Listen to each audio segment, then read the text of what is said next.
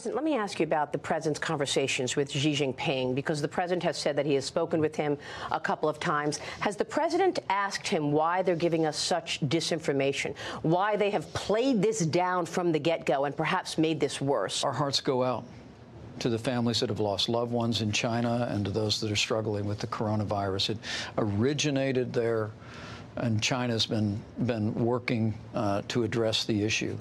There was some encouraging news that there were actually fewer new cases in China than in the balance of the rest of the world. And we believe them?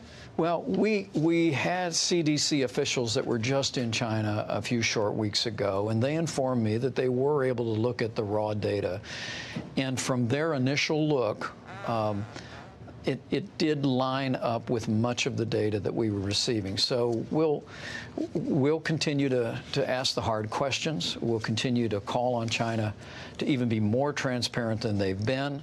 But I think the president's decision to suspend all travel out of China and to establish a quarantine for Americans who are returning here should tell you everything you need to know about our overall concern about ensuring that what's been happening in China, which we have continued and will continue to offer American support and assistance for, that because of the expedited process that the FDA has approved, we're actually going to be able to go to clinical trials in 6 weeks on a vaccine for the coronavirus. As Dr. Fauci said, that's from the National Institute of Health, he said, that's utterly unprecedented. Now, I want your viewers to know that a vaccine will go through the process and will likely not be available for this season. But we're working very earnestly with multiple providers and multiple researchers to develop a vaccine for if the coronavirus, we will deal with it in this season. From prevention, from mitigation, from treatment, we're going to continue to work. We are clearing the red tape out of the way. The FDA is providing great leadership. Reaction or perspective on how China has handled the coronavirus in general, and are they doing enough today? No, they're not doing enough, Jason. China has had engaged in rampant malpractice, dishonesty, deceitfulness from the very beginning. If they hadn't concealed the outbreak of this virus in early December from the World Health Organization and from their own people, they might not have only protected their own people more effectively, but prevented it from spreading so far around the world already. They are still lying to their own people. They're still lying to the world. They are responsible for the spread of this virus outside of their own borders. That's one reason why we need to take a new look, once again, at our entire relationship with China, in particular, the relationship we have in trade, where we have so many of our medical devices and equipment or even basic pharmaceuticals manufactured in China. I think that's a real surprise to most Americans. It's something I've been working on for a long time to try to change. I suspect that's going to change. Only legitimacy the CCP possesses is that they've been able to deliver money. And once that's gone, their legitimacy is gone as well. And one of the biggest power struggles in the world, perhaps the biggest power struggle in the world, which never gets reported in mainstream media, is the power struggle behind the curtain at the CCP in the Politburo between the Red Hands faction and the White Hands faction. And it's a group of old men who circle around each other. And Xi Jinping and Wang Quishan are part of the White Hands faction. Jiang Zemin, Bo Xilai are the Red Hands faction. And they are jockeying for power now with the crisis of the pandemic.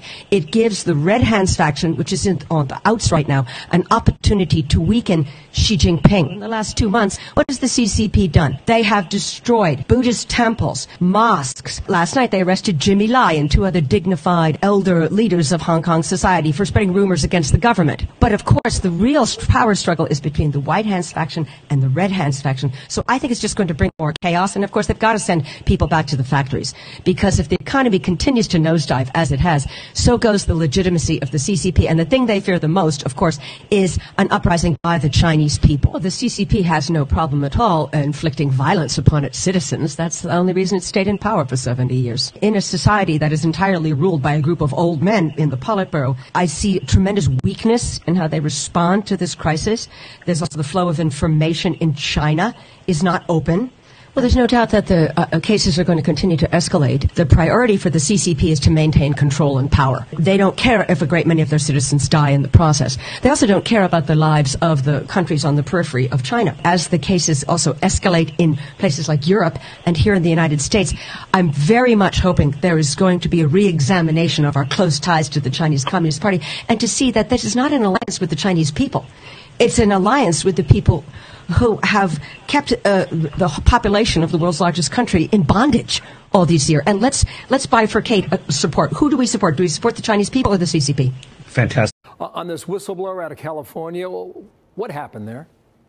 So we don't know yet. So after you showed a clip of me at a hearing where I was asked about information apparently from that whistleblower's complaint. I didn't learn of that complaint until later that night. I have ordered an immediate full investigation. What matters to us? First, our employees must be protected. Second, they must follow all isolation and quarantine protocols. Third, we must have a full investigation to learn if there's any truth to these allegations. And fourth, we will never tolerate any form of retaliation against a whistleblower. Ask the Chinese for a formal apology. This coronavirus originated in China, and I have not heard one word from the Chinese. A simple "I'm sorry." More things out of Iran. We'll get to those in a second. What do you got from me? Because Iran, they're talking about... Iran has so far officially 77 dead, 2,336. We got, through one of our sources yesterday that it's actually much worse on the ground. I think it's much worse. Iran. So here's also breaking news coming out of BBC is that they've just released 54,000 prisoners out of the prisons in Iran. This is my point about Iran and China. Don't believe anything they say on an official basis because it's all a lie, right? All you got to do, and if you want to get your arms around a little bit how this plays out, I keep telling people, go see HBO's 5-part series Chernobyl, because there you see these totalitarian governments, their incompetence, but particularly their only thing they focus on is protecting the regime. You're seeing this, and hey, Iran ain't releasing 54,000 prisoners out of the prisons to avoid, this kind of mass incarceration with the disease spread if they know they don't have a much bigger problem they're letting on. It's just like China. These are, in those two, totalitarian because of the ability to suppress the information, right, and not let people make their own decisions. That's why I think you're seeing Fauci, you're seeing Pence, you're seeing people come out and try to get more information out to people so people can make their own decisions. And like you said, President Trump said, nothing's inevitable here. Well, listen, I mean, you and I are all China hawks, for example, but there is a moment now, a learning moment for the whole world, because you are now seeing the true nature of these tyrannical regimes. They do not care about their people. They care about self-preservation first. And because of that, because of the lack of transparency, the whole world was caught flat-footed, and now we see how it's playing out.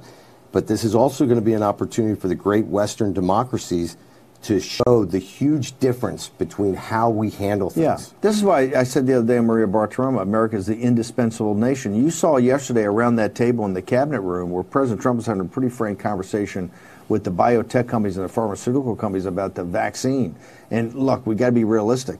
As great as these companies are, as quick as they're coming up with potential vaccine alternatives, just the process to make sure that, hey, the vaccine yourself doesn't kill, doesn't make things worse, right? That you take it, that, it's whatever it is. And in Trump time, they're trying to expedite that. But you could be looking at a year till you get a vaccine. You're going to have to do social separation. That's why the United States is the indispensable nation. Now is Housing Urban Development Secretary, member now of the Coronavirus Task Force team, Dr. Ben Carson. Dr. Carson, we could compare Biden, Obama. 20,000 contract the disease, 1,000 die. Now we'll call it a national emergency. The media's fine. Donald Trump did it in 3 weeks. Your reaction to this? It's wonderful that we have a leader who is willing to take decisive action, to make hard calls. I've seen him many times make a hard call when everybody else said something else, and he's been right. He has very, very good judgment. And, his care in this situation is about the American people, about protecting them, and not about political issues. And one of the things that I think is very interesting is that a consortium of drug companies have gotten together. They're normally, competitors. They are working together to come up with cures and to come up with vaccines. Why is it that the political class can't recognize that this is something that should rise above that level and that we need to be concerned about the welfare of our nation? Do you think there's anything else that we might be missing here that we need to do? I like the idea of the travel ban. I like the idea, unfortunately, quarantining, but we're doing it for the safety and security of the rest of us. Anything else you see, and where do you see this going, this particular virus? From what I understand, corona is just a variation of another coronavirus, which we have been studying for some period of time. Well, we need to recognize that, you know, it is a virus, and it needs to be treated like virus and like viral infections. And we need to emphasize to people that you need to do the same things that you would do for any other flu or viral infection. Keep your hands washed. Be careful about you know, where you go, and keep yourself healthy in terms of hydration, eating things that are helpful to you, getting plenty of rest. These are the kind of things that make a big difference for people.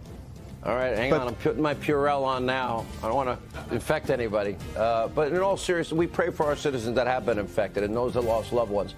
That travel ban worked. Dr. Carson, thank you as always.